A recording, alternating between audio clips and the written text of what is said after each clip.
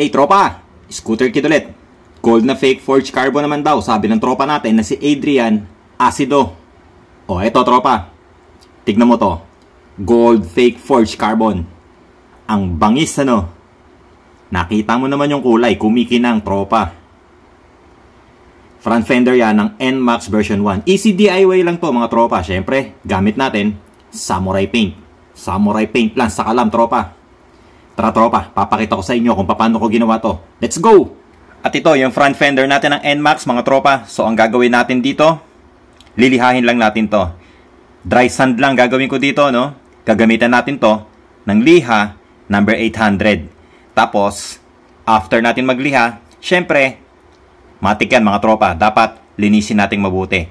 Sasabunin natin na sa ganon, walang maiwan ng mga langis, dumi dito sa front fender natin. Tapos, magpa-primer na tayo. Bubugahan na natin to ng primer. Ang gamit natin, Surfacer UCH210. Pwede ka rin gumamit ng 2K04 na epoxy surfacer.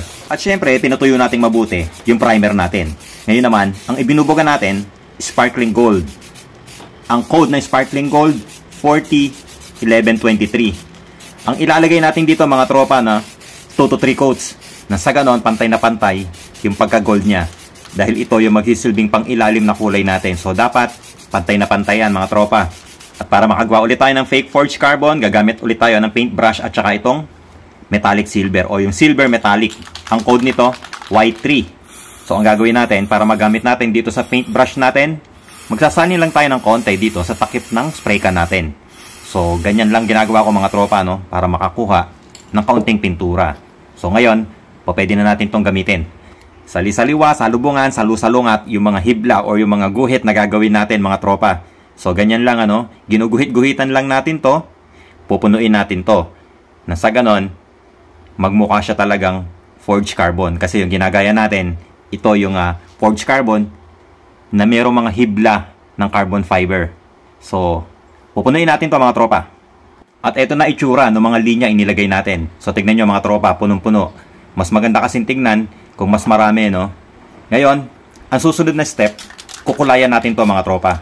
So, ang gagamitin natin, candy yellow.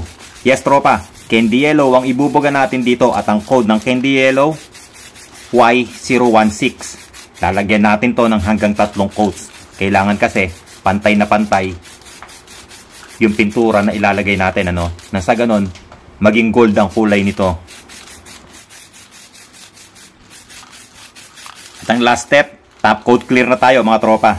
So ngayon nagbubuga na tayo ng top coat clear. Ang gamit ko, clear 1128. At ganito pala ginawa ko dyan mga tropa. Binugahan ko yan ng 3 coats ng clear 1128. Tapos pinatuyo ko mabuti. Maghapon kong pinatuyo yan mga tropa. And then, nag-wet sanding ako, number 800. Ngayon naman, ang ibinubuga ko, ito na yung last and final coat ng top coat clear. At ulit ang gamit ko, clear 1128. Pero yung application na ginagawa ko, wet application. Nasa ganon, maganda yung kintab ng kalalabasan nito. Alright mga tropa, tapos na itong ating gold fake forged carbon. So tignan mo naman ang kulay. Angas, di ba? At yung kintab, napakaganda mga tropa. So kung gagayahin nyo to, dapat maganda rin yung kintab mga tropa dahil yung ginagaya natin ng mga carbon, yung original na carbon, makikintab. At eto kulay niya pag nasa liwanag mga tropa. Tignan mo yung kulay. Dahil nga, ang pang ilalim natin, yung sparkling gold. So ayan, naging metallic na siya. Gold na yung kulay niya kapag ka nasisinagan ng liwanag o nasa arawan.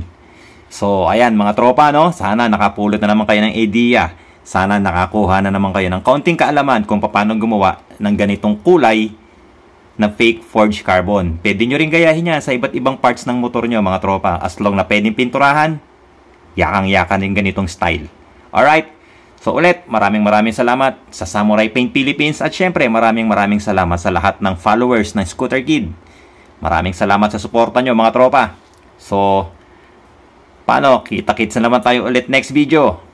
Ride safe palagi. Peace!